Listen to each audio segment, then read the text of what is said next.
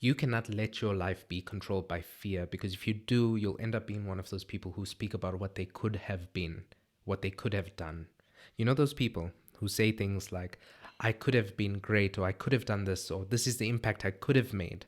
All these coulds are often reflective of the fact that they were too afraid to take the leap, that they were too afraid to push through with what they could have done. Oftentimes, it's fear that underlies the reason why they didn't take that leap, why they didn't make the impact that they could have made, why they didn't become all that they could have been. Fear kills dreams. Whether it be slowly or quickly, fear kills dreams, and it does so effectively.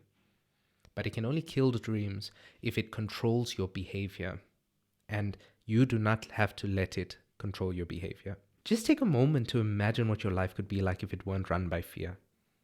Where would you be living right now? What would you be doing? What would your profession entail? Your spare time? Where could you be right now if your past were not run by fear? If you weren't making decisions out of fear, what would you have already done up to this point? But then project that into the future as well. What could you still become? Where could you be? What could you do if you were able to say, now I'm in the driving seat? From today, I'm going to let my life be guided by my dreams and my aspirations, and not by my fears. As a psychologist, I think it's possible to attain that state, but I think that in order to sustain that state, you have to know what sustains your fears.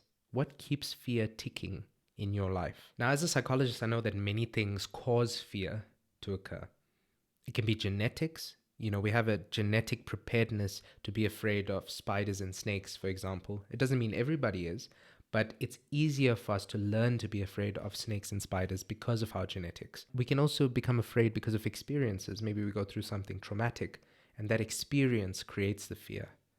But as a psychologist, I also know that apart from the cause of fear, there are things that sustain our fears. And one of the main things that sustains our fear, regardless of the fear that you have, is avoidance. The CBT model, which stands for Cognitive Behavioral Therapy, that model explains that it's in avoiding our fear that the fear stays there. It stays within us because we never expose ourselves to it, and therefore we never realize that it's actually safe to expose ourselves to it. It's like the boogeyman that you think is in the closet, and you never get to see that they're not in the closet because you keep avoiding opening the closet. That is how fear sustains itself in our lives. And because of that, it is important to not avoid the things that we are afraid of. Because if avoidance is what sustains your fear, then exposure can be your ticket out of fear. We need to see fear as a go signal and not a stop signal.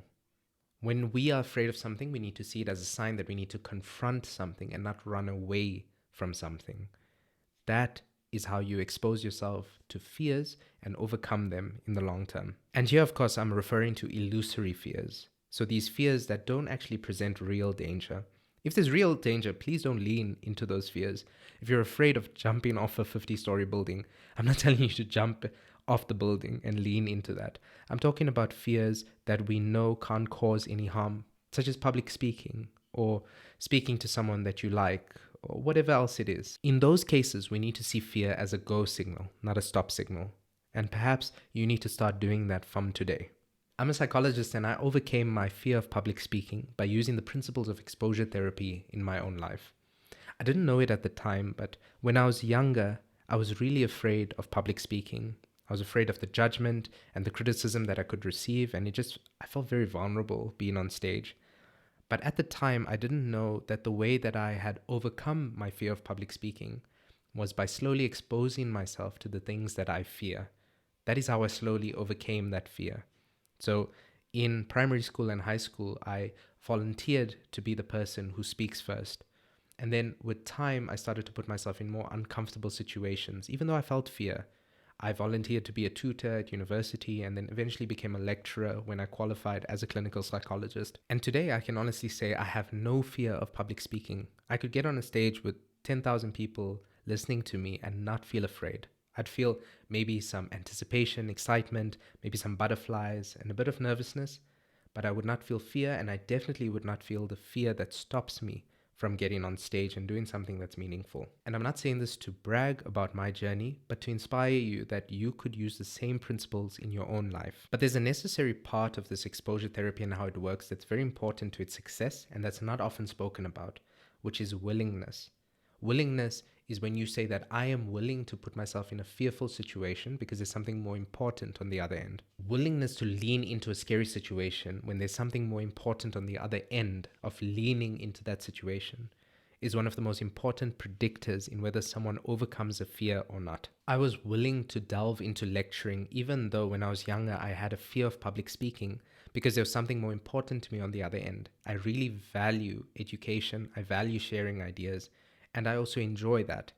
So I was willing to lean into the fearful situation because of what was important to me on the other end. So we need to develop a sense of willingness, the sense of I am willing to confront this fearful situation if it means that I can attain something more important to me on the other end.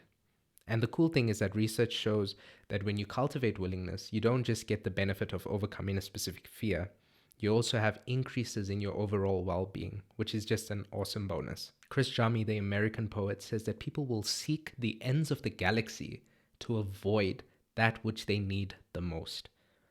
I'm asking you to not avoid the thing that you need the most. You have to lean into your fears if you want to overcome them and if you want to attain something that's more important to you on the other end. And even though psychological science is discovering this has been in public consciousness for a long time. Helen Keller once said that avoiding danger is no safer in the long run than outright exposure because the fearful are caught as much as the bold. And Dale Carnegie, pretty much the father of self-help, once said that inaction breeds fear and doubt, whereas action breeds confidence and courage. At least for today, do not avoid the things you know you should not be avoiding. Use exposure therapy in your own life to overcome your fears, which is to say, slowly and systematically expose yourself to the things that you fear so that you no longer fear them in the long run.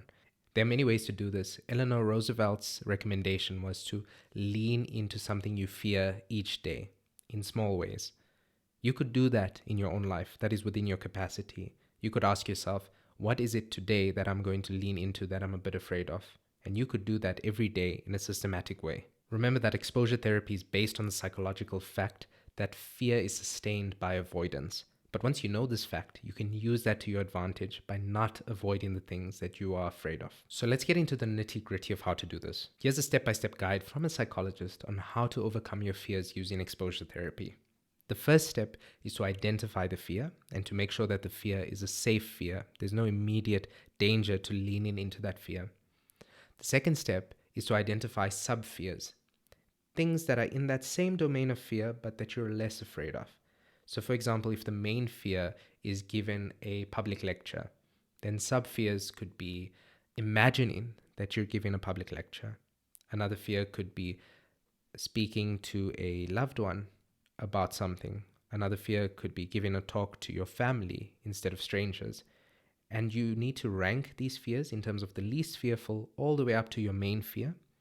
And then step 3 involves systematically working your way through that list, exposing yourself step by step until you gain competence in each step so that you can eventually climb the ladder all the way to overcoming that last fear. You now have the formula. It is time to stop letting fear decide your fate.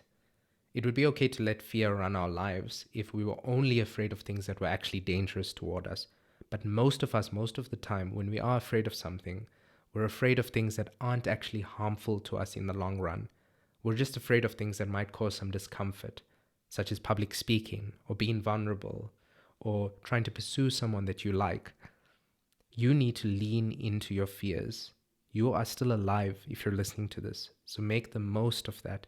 You still have the opportunity to expose yourself to fears, and I know it's hard to imagine, but to one day not be afraid of those things.